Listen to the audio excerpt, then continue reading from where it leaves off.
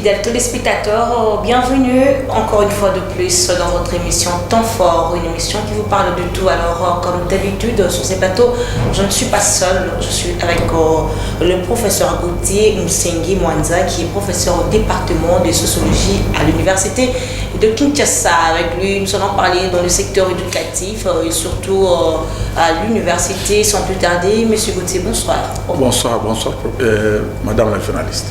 Professeur, vous allez bien? Oui, je vais bien, merci. Ravi de vous voir encore une fois de plus. Merci beaucoup. Alors, nous allons échanger, nous allons parler sur la suppression de syllabus dans tous les établissements publics et privés. Comment avez-vous reçu cette décision? Bon, je l'ai suivi comme tout le monde dans les médias. Bon, c'est le chef de l'État qui a pris cette décision. Mais je regrette parce que c'est lié à l'Internet, alors que l'Internet n'a rien à voir avec le syllabus. Ça n'a rien à voir avec le syllabus. Ce n'est pas parce qu'on accède à l'Internet qu'on a facilement les syllabus. Non. Le syllabus, d'abord, c'est quoi? Le syllabus, c'est un outil pédagogique. C'est un objet didactique. Donc, ce sont les notes de cours élaborées par l'enseignant. Et comment on le fait? C'est la lecture de beaucoup de documents. Donc nous, pour élaborer les syllabus, vous devez lire d'abord les syllabus des autres collègues sur la matière, vous lisez les livres, vous lisez les manuels, ainsi de suite, les divers documents qui se rapportent à cette matière-là. Vous en faites maintenant une synthèse, donc vous avez une connaissance globale de ça et vous mettez dans les notes et vous les disponibilisez pour la lecture des étudiants. Alors, mais comment ça se passe? D'une manière générale, dans toutes les universités du monde entier, les professeurs font des syllabus. Les syllabus ne se distribuent pas. Moi, je ne connais pas une université qui distribue les syllabus gratuitement. Même à l'université d'Harvard, aux États-Unis, l'université qui a un budget plus intéressant que notre pays, on vend les syllabus. Les syllabus ne se donnent pas gratuitement. Donc, ça signifie que c'est un travail que l'enseignant a fait et ça dépend. Chaque université a sa façon d'organiser pour la distribution des syllabus. Mais ça ne se fait pas gratuitement. Donc, dans certaines universités, comment ça se passe normalement? Quand le professeur élabore son syllabus, il donne à l'imprimerie qui s'en occupe, sûrement l'imprimerie de l'université. Alors, quand l'imprimerie relit les syllabus, imprime, ainsi de suite, et on dépose ça à la librairie. On dépose à la librairie, on vend à la librairie. Les étudiants vont acheter à la librairie. Maintenant, la librairie a son pourcentage, le professeur, l'enseignant, auteur du syllabus a son pourcentage, ainsi de suite. Donc, eux-mêmes savent dans cette répartition-là. Parce que même nous-mêmes aussi, moi qui vous parle, j'achète aussi les syllabus ailleurs, quand je vais surtout ailleurs. J'achète les syllabus. Même les syllabus de mes collègues à l'université de Kinshasa, au cours qui se rapportent au mien, j'achète aussi ces syllabus-là. Et je l'utilise. Pour acquérir une expérience quelconque? Oui, c'est pour avoir la connaissance, pour connaître cette matière-là. Alors maintenant, vous en faites votre, donc vous élaborez maintenant les syllabus en fonction des diverses connaissances que vous avez eues d'ici par là. Vous en faites. Alors, je reviens à ce que je disais avant. Donc, comment ça se passe ailleurs? Donc, je disais, le professeur donne les notes, et on imprime, ainsi de suite, et c'est vendu dans la librairie de l'université. Les étudiants et les autres, tout le monde va acheter là-bas. Mais moi aussi, j'achète dans les librairies quand je vais ailleurs. Alors, maintenant, l'enseignant donne sa matière, donne son cours, et les étudiants vont acheter les syllabus là-bas pour se ressourcer, pour enrichir la connaissance qu'ils ont acquis dans ce cours-là. Alors, ici chez nous,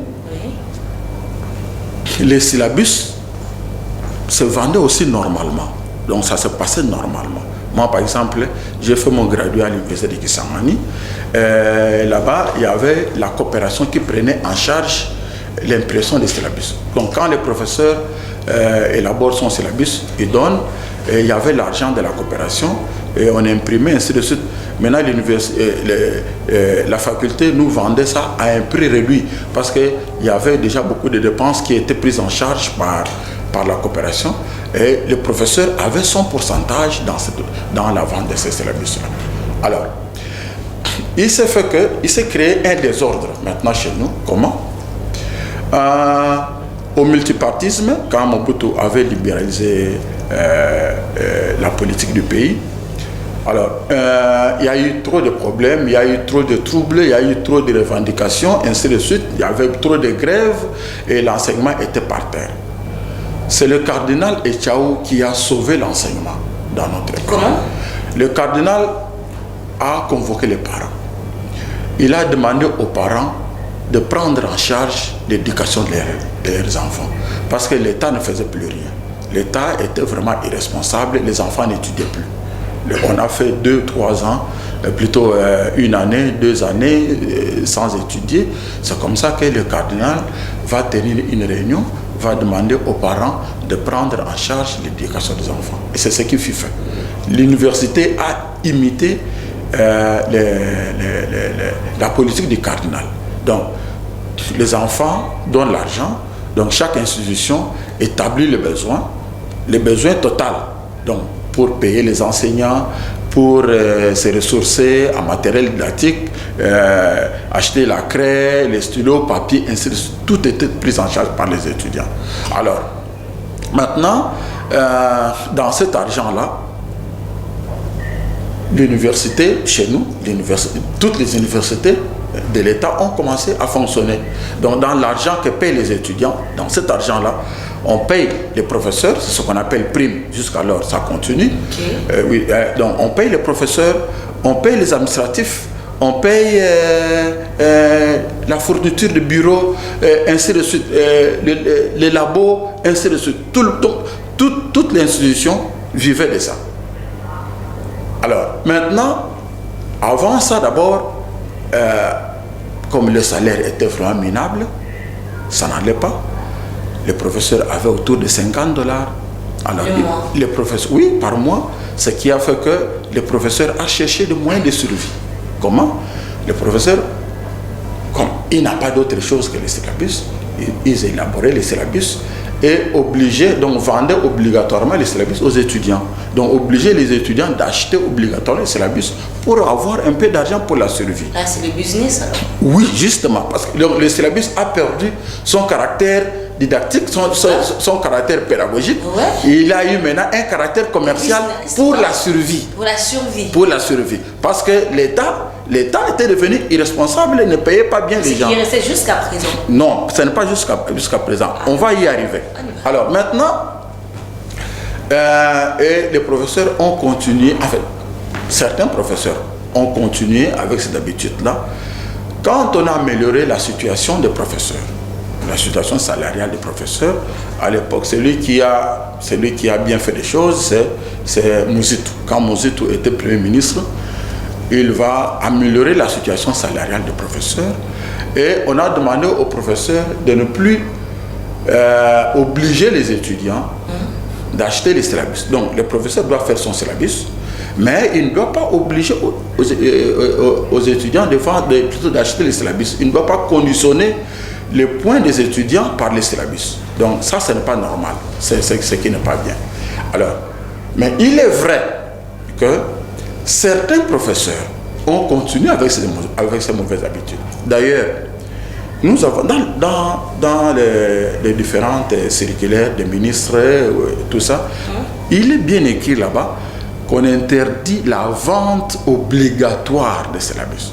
On ne dit pas qu'on interdit la vente des syllabus, parce qu'il y a eu un collègue qui est passé dans les médias. Ici, j'ai rectifié, il y a eu un collègue de ma faculté qui est passé dans les médias, qui a dit que le règlement interdit la vente des syllabus. Non. Le règlement interdit la vente obligatoire des syllabus. De quel règlement parlez-vous? Le règlement académique, il y a des circulaires des ministres. Les circulaires du ministre, je ne sais plus. Mais c'est parce que je n'ai plus de références. Sont obligés aux étudiants d'initiative. Certains professeurs, ce ne sont pas tous les professeurs, madame. Moi qui vous parle ici, d'ailleurs, moi je suis parmi les gens qui combattent ça et je ne vends pas les syllabus. En fait, comme je me révolte contre certaines pratiques, personnellement, je ne vends pas les syllabus. Donc, oui, j'élabore les syllabus, je donne aux étudiants, ils vont faire la photocopie. Mais je ne dis pas que je suis une référence, non. Parce que ça ne se passe pas comme ça. Donc moi, si je fais ça, c'est par révolte par rapport à certaines pratiques de vente de syllabus.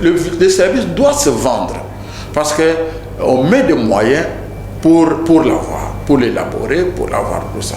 Alors maintenant, il faut, ce que je voulais dire, donc, il est vrai qu'il y a certains profs qui continuent au système de vente obligatoire. Ils ont pris goût. Ils ont vu comment ça paye et jusqu'alors ils ont perdu à un prix exorbitant. Oui, deux fois à un prix exorbitant, mais ce n'est pas surtout le prix, mais ce qui est mal fait, ce qui n'est pas recommandé, c'est cette façon d'obliger les étudiants d'acheter les syllabus. Comment on le fait? On peut mettre le TP dans les syllabus, on numérote les syllabus, et ainsi de suite. Ces pratiques-là ne sont pas recommandées. Mais madame, dans toute la société, il y a toujours des déviants. Mais on ne peut pas généraliser ces pratiques à tous les profs. Non. C'est vrai, ce sont des pratiques qui se font, qui ne sont pas recommandées. Mais on ne peut pas généraliser ça. Dans notre société ici, il y a des gens qui volent, il y a des gens qui détournent, ainsi de suite. Est-ce qu'on doit généraliser le pays pour dire que voilà, à Kinshasa ou bien en RDC, tout le monde vole, tout le monde triche? Non. Les déviants, partout, il y en a. Mais il faut maintenant mettre des moyens pour empêcher ces déviations-là. Il faut maintenant mettre un système de contrôle qui fera que les gens qui vont vendre obligatoirement les syllabus seront sanctionnés. Mais on ne peut pas demander de ne pas vendre les syllabus. Oui, d'accord, si on ne vend pas des syllabus, on met maintenant les moyens, j'espère qu'on le fera. Quand vous parlez de moyens, expliquez-vous, vous parliez du salaire, le salaire d'un professeur. Oui, bon, c'était lié au salaire des professeurs, mais bon, ce salaire-là, vous réalisez que, vous avez constaté que l'UNIKIN maintenant est en marge, le programme, le temps, l'horaire d'enseignement à l'UNIKIN est en marge des autres institutions parce que nous étions en grève. Cette grève-là est liée aux revendications. Voilà, justement. Donc, c'est pour dire que ça ne va pas avec le salaire. Ça ne va pas parce que le salaire n'a plus sa valeur d'antan. Le salaire de professeur était fixé en dollars. On a fixé ça en dollars, c'était une équivalence en dollars. Mais aujourd'hui, ce salaire de professeur a perdu sa valeur. Ce qui fait que nous avons revendiqué pour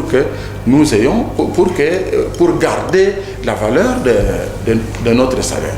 Mais ça n'a rien à voir avec les syllabus. Même l'Internet n'a rien à voir. Professeur. Je vais vous dire, madame, excusez-moi. On peut accéder à l'Internet sans accéder aux documents importants qui se rapportent à ces cours-là. Dans des autres universités, comment ça se passe? L'université ou la faculté crée un abonnement avec certaines revues, avec certaines maisons, ainsi de suite. Et ce qui fait que, bon, cet abonnement-là, c'est dans l'argent que les étudiants payent. Alors, maintenant, l'étudiant qui accède, après avoir payé les frais d'études, on donne à l'étudiant un code qui lui permet d'accéder à l'Internet. Quand il accède à l'Internet, comme il a payé son argent, comme l'université ou bien la faculté ou bien le département est abonné à certaines revues importantes, on paye l'argent. À ce moment-là, il peut accéder à une documentation. Mais si vous avez l'Internet, vous allez accéder à quelle documentation importante? Donc, ça se paye. Donc, même nous, les profs, pour élaborer les syllabus, nous achetons les livres. Moi qui vous parle, j'achète régulièrement les livres. Chaque année, j'achète au moins 5 livres. Donc, et c'est l'argent, c'est mon argent. Parce que l'université ne nous donne pas de fonds de recherche. En vendant les syllabus que vous voulez récupérer. Moi, je vous ai dit que je n'ai jamais vendu les syllabus. Je ne parle pas de vous, je généralise, monsieur le professeur Mwanza, je généralise. En fait, le problème c'est quoi? Moi, je suis passé par l'université. Oui. Si tu n'achètes pas le syllabus, tu n'as pas de points. Vous voyez maintenant le mal. Pour certains. Pas tout le monde. La majorité. Non, je doute fort que ce soit majorité. La majorité. Parce que moi, je suis enseignant à l'université. Si je vais dans mon département, au département de sociologie, je ne sais pas s'il y a des professeurs qui conditionnent les points des étudiants par l'achat des syllabus. Je doute fort. Parce qu'on en parlait au conseil de département. Dans notre département, je doute fort, à moins que quelqu'un me prouve le contraire. Ou bien vous faites passer un étudiant qui me dira le contraire. Je doute. Là, vous parlez de l'UNIKIN? Oui, je parle de l'UNIKIN. Moi, je généralise, je parle de la majorité. Oui, mais ce n'est pas en termes de majorité. C'est partout, dans beaucoup d'institutions, il y a des cas comme ça. Mais il y a certains profs qui font ça. Mais ce n'est pas la majorité. Moi, je doute fort que ce soit la majorité. Parce que moi, je suis à l'université de Kinshasa. Dans mon département, par exemple, je doute fort. Il est vrai qu'il y a certains professeurs qui demandaient le droit d'auteur. Ça, ce n'est pas recommandé. Nous, on en a parlé au conseil du département. Si vous demandez les PV des conseils de département, vous verrez qu'on en a parlé et on a interdit. Le chef de département a insisté sur ça avant que le chef de l'État ne fasse de telles déclarations. Donc, chez nous, dans notre département, je doute fort. Donc, s'il y a des professeurs qui demandent les droits d'auteur, ils le font peut-être à clandestinité, peut-être que le chef de département ne le sait pas. Mais si on les dénonce, on dénonce ces professeurs-là, je pense qu'il sera sanctionné. Parce que le PV des départements, c'est une décision du conseil qui se rapporte aux instructions académiques. Donc, dans le PV, on a interdit ça. Le professeur ne peut pas faire ça. Mais une question me vient en tête, professeur Mwanza. Malgré le syllabus, à deux fois on vend le syllabus, un étudiant se dit que je vais acheter mon syllabus pour avoir 2 points. Parce que malgré le syllabus, mais un étudiant n'est pas intelligent. L'étudiant n'arrive pas à écrire, à bien parler. C'est dû à quoi? Ça, ce n'est pas le problème des professeurs à l'université. Alors, vous savez que c'est quoi? L'université ne donne pas la formation de base. Ce n'est pas à l'université où on va vous apprendre à lire là, ainsi de suite. Non, ça c'est à l'école primaire. Et puis renforcer jusqu'à ce que vous irez à l'école secondaire, vous allez apprendre à bien lire, à bien écrire. Que la décision du chef de l'État au travers du ministre de l'ESU est une bonne chose, parce que cela révolterait peut-être aux étudiants de bien prendre les choses au sérieux. Parce que les étudiants sont faibles, parce que je vais acheter mon syllabus. Donc, même si je ne revois pas, je n'étudie pas, mais mon syllabus déjà me donne des points. Oui, mais ça n'a rien à voir avec l'Internet. Ça n'a rien à voir avec l'Internet. Parce que l'Internet, oui, l'Internet vous permet de consulter des documents, tout ça. Vous pouvez accéder à certains documents, mais pas des documents importants. Plutôt importants. Des documents, des livres, vous ne verrez pas ça. Un livre de valeur, vous n'allez pas accéder à l'Internet. Donc le problème est qu'on ne devait pas lier ça à l'Internet. Donc, les chefs de l'État peut libéraliser l'Internet pour que ce soit accessible à tout le monde. Mais ça n'a rien à voir avec les syllabus. Parce que les syllabus, c'est autre chose. Ce que je voudrais, l'État peut prendre des mesures, le ministre peut prendre des mesures pour éviter les dérapages au niveau des enseignants. Que les enseignants n'obligent pas les étudiants d'acheter les syllabus, ainsi de suite. Donc, mais ça n'a rien à voir avec l'Internet. L'Internet, c'est autre chose. Oui, l'Internet vous permet d'accéder à certains documents. Mais ça n'a rien à voir avec les syllabus. Mais j'ai une question. Qu'est-ce qui peut être à la base de cette décision? Les chefs de l'État, je ne sais pas. Les chefs de l'État a ses collaborateurs. Bon, et le chef d'État ne peut pas venir faire une déclaration sans avoir consulté ses collaborateurs. Alors, je ne sais pas ce qu'on lui a dit, je ne sais pas ce qui s'est dit. Bon, mais c'est la parole du chef de l'État, ça sera respecté. Donc, on ne doit pas vendre les syllabus, mais j'espère que maintenant le gouvernement prendra des mesures de façon que les professeurs élaborent les syllabus et puis disponibilisent les syllabus. Par exemple, parce que ce qui se fait ailleurs, chaque professeur a un fonds pour la recherche. Il y a l'argent pour ça. Vous savez, chez nous, pour participer dans une conférence, vous devez payer votre propre argent. Alors qu'ailleurs, le professeur, il a l'argent disponible, l'État lui donne l'argent pour ça. Il va, aujourd'hui par exemple, on m'a rappelé, parce que je dois participer à une conférence au mois de décembre en Afrique du Sud sur le VIH-Sida. J'ai déjà rempli le formulaire, mais je n'ai pas encore payé. Donc, je dois payer. On m'a rappelé aujourd'hui que monsieur... Le billet. Non, les droits à la participation. Droits de participation, c'est $450. On m'a rappelé aujourd'hui, quand j'ai consulté ma boîte, on me dit, je n'ai pas encore confirmé ma participation parce que je n'ai pas encore payé. On m'a donné des liens, tout ça. Il faut passer par EcoBank pour payer, ainsi de suite, tout ça. Je n'ai pas encore payé. Cet argent-là, en principe, je le prendrais si nous étions dans les milieux où des choses se font normalement. Donc, il y aurait des fonds à ma disposition, des fonds de recherche. Je prendrais cet argent, je paierais, j'ai avec moi les bordereaux ou les reçus pour justifier et je paierais les billets avec ça. Je pars en Afrique du Sud, je participe à la conférence et je reviens. Je rends compte au département, ainsi de suite.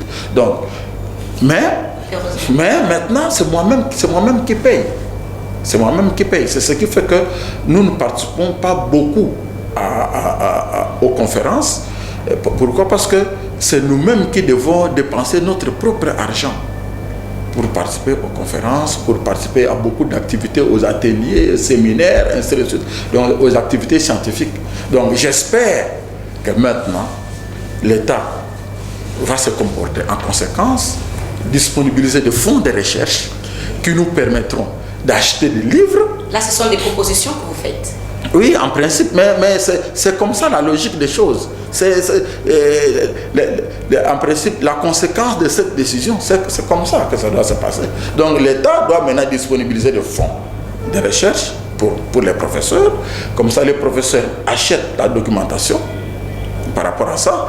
Ils élaborent les syllabus. Et puis, à ce moment, donc, et puis il accède à l'Internet, il achète des livres, il élabore des syllabus, il donne à l'imprimerie. À l'université de Kinshasa, il y a une imprimerie.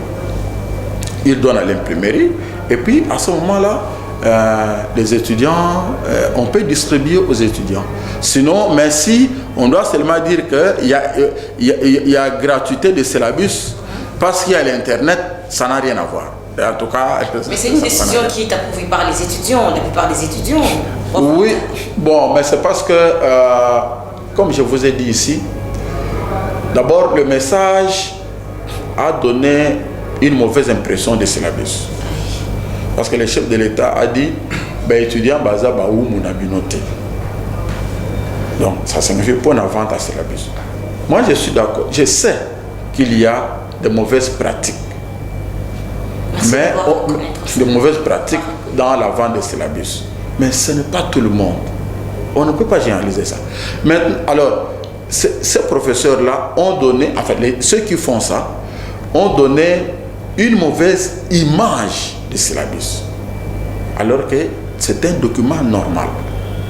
C'est un document utile. C'est la première ressource d'un étudiant.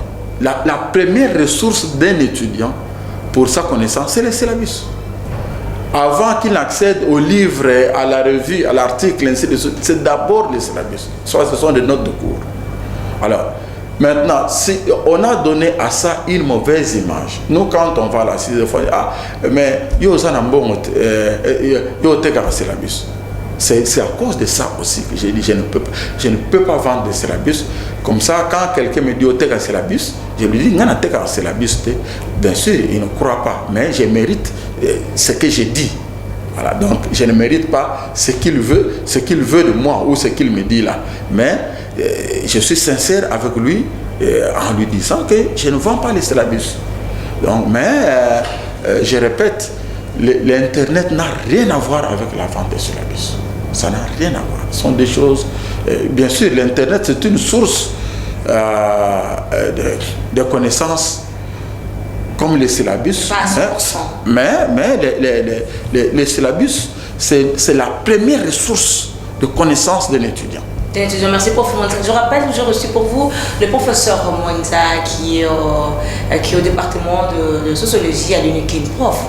Alors, quelles sont les failles que vous trouvez dans votre secteur de l'éducation?